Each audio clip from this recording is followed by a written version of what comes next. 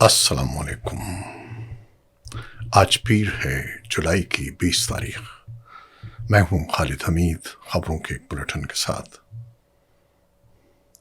ایک ایرانی اعلیٰ عہدیدار نے برطانوی خبر رساں ادارے سے گفتگو میں بتایا ہے کہ ایران اور امریکہ کے درمیان کشیدگی کم کرنے کے لیے مذاکرات کاروں نے ایک تجویز پیش کی ہے۔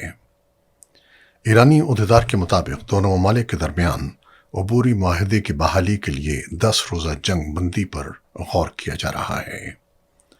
ان کا کہنا تھا کہ اس تجویز کا مقصد ایک مفاہمتی یادداشت کی بحالی کے امکانات تلاش کرنا ہے۔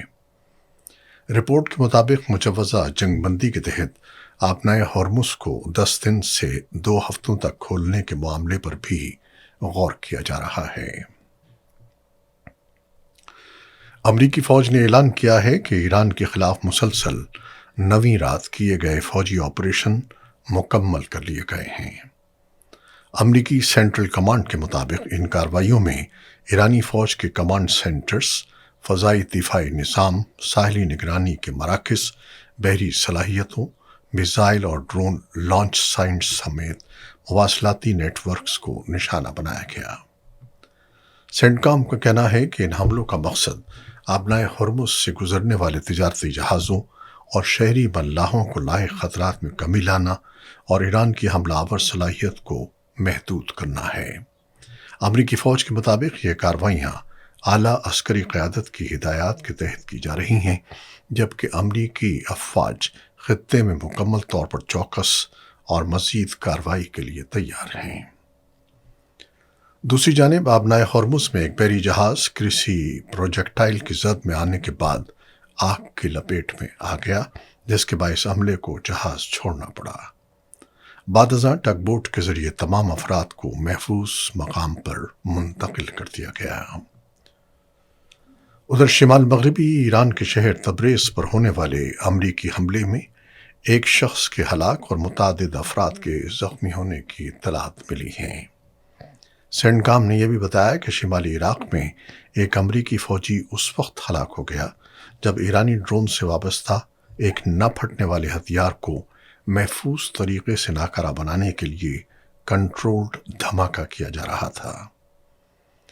دریں اثنا ایران نے دارخوین میں زیر تعمیر جوہری بجلی گھر کی سائٹ پر ہونے والے متعدد حملوں کی شدید مذمت کرتے ہوئے امریکہ کو اس کا ذمہ دار قرار دیا ہے۔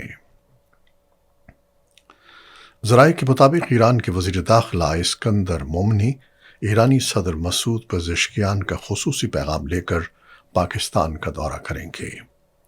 ذرائع کا کہنا ہے کہ وہ وزیر اعظم شہباز شریف، فیلڈ مارشل عاصم منیر اور وفاقی وزیر داخلہ محسن نقوی سے ملاقاتیں کریں گے۔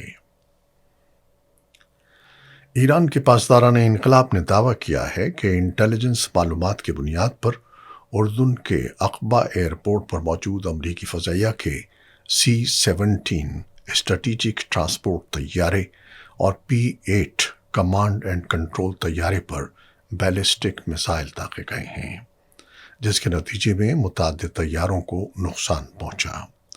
بیان میں یہ بھی کہا گیا ہے کہ اس سے قبل ارزخ کے علاقے میں امریکی افواج کے ذریعے استعمال 20 ہینگرز کو نشانہ بنایا گیا۔ ایرانی وزیر خارجہ عباس عراقچی نے ایرانی خبر رساں ایجنسی کو دیے گئے ایک انٹرویو میں کہا ہے کہ امریکہ کے ساتھ جنگ اس وقت ختم ہو سکتی ہے جب ایران میدان جنگ میں برتری حاصل کر لے۔ ان کے مطابق جنگ کا خاتمہ یا تو مکمل عسکری کامیابی کے ذریعے ممکن ہے یا پھر ایسے مذاکرات سے جو مضبوط عسکری اور اسٹریٹجک پوزیشن کے بعد کیے جائیں۔ انہوں نے کہا کہ قومی فیصلے عوامی مفاد اور مکمل سوچ بچار کے ساتھ کیے جانے چاہئیں، جبکہ سیاسی قیادت کو ہر مرحلے پر جنگ کے فوائد اور نقصانات کا جائزہ لینا چاہیے۔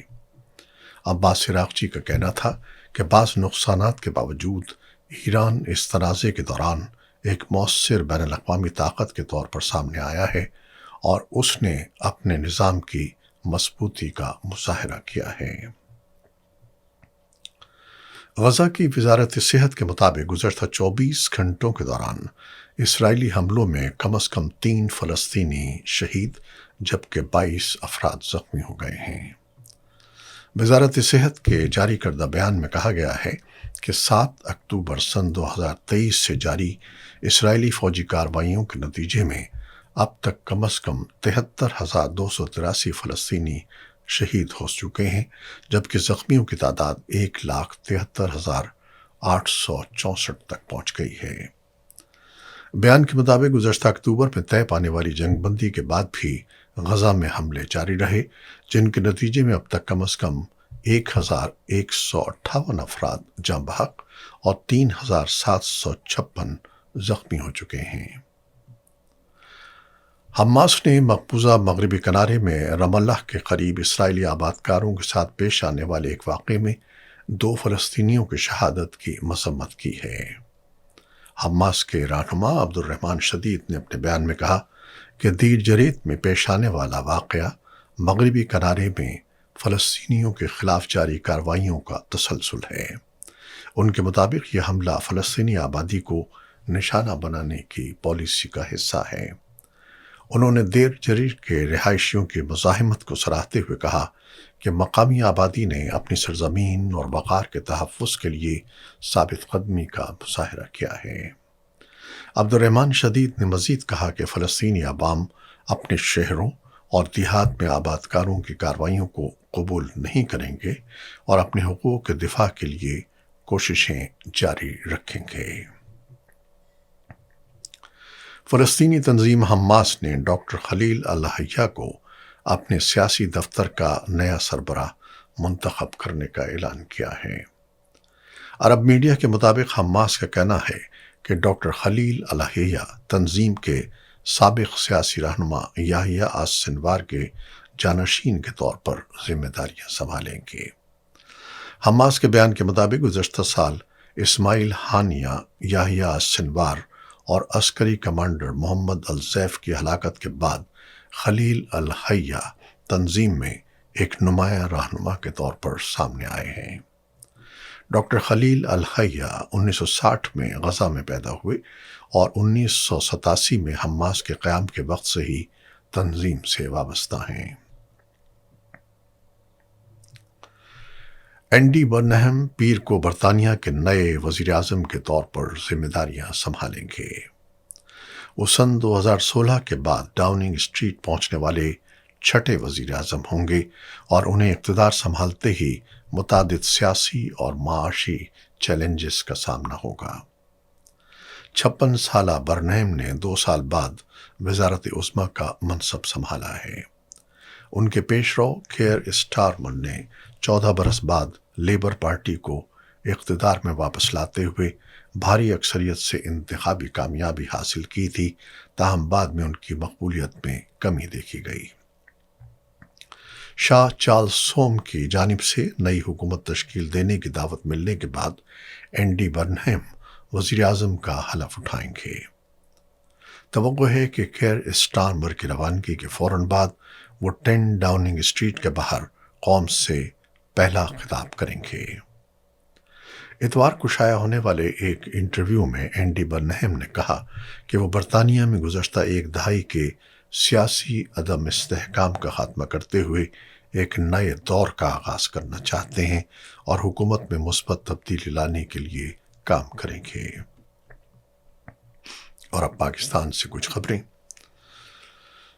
Pakistan Tehreek Insaf P T I کے بانی عمران خان کی بہن علیمہ خان نے نوجوان کارکنوں پر زور دیا ہے کہ وہ پارٹی کی سیاسی تحریک میں قائدانہ کردار ادا کریں۔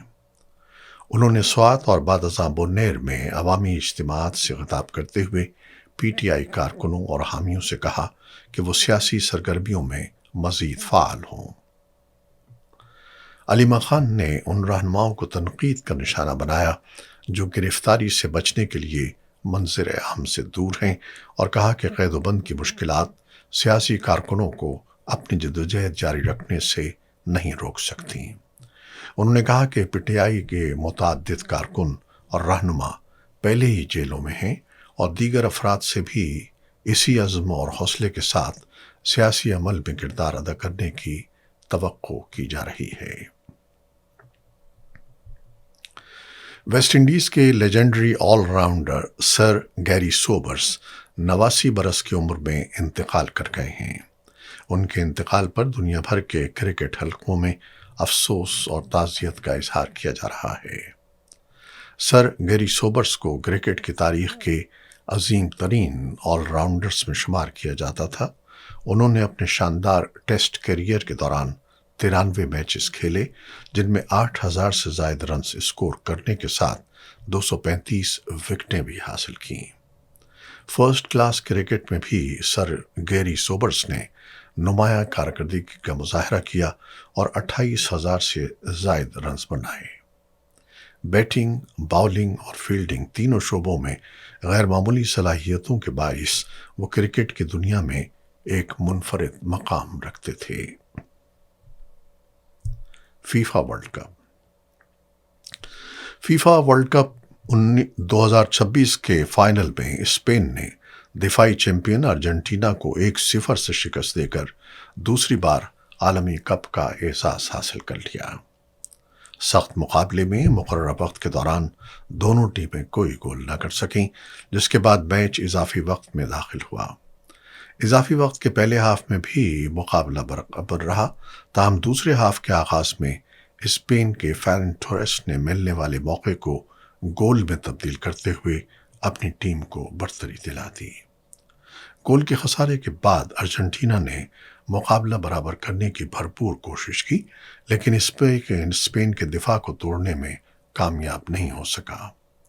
یوں ارجنٹینا اپنے اعزاز کا دفاع کرنے میں ناکام رہا، جبکہ اسپین نے 16 برس بعد ایک مرتبہ پھر ورلڈ کپ ٹرافی اپنے نام کر لی۔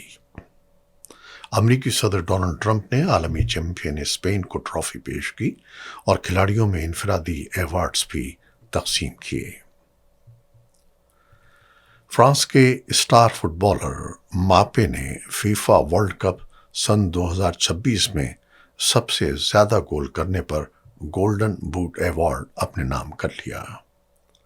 ماپے نے ٹورنامنٹ کے دوران 10 گول کیے، جبکہ ارجنٹینا کے کپتان لیونیل میسی 8 گول کے ساتھ دوسرے نمبر پر رہے۔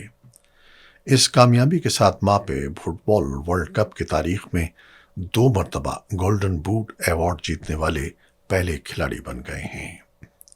اس سے قبل انہوں نے سن 2022 کے فیفا ورلڈ کپ میں بھی شاندار کارکردگی کا مظاہرہ کرتے ہوئے سب سے زیادہ 8 گول کیے تھے اور گولڈن بوٹ حاصل کیا تھا۔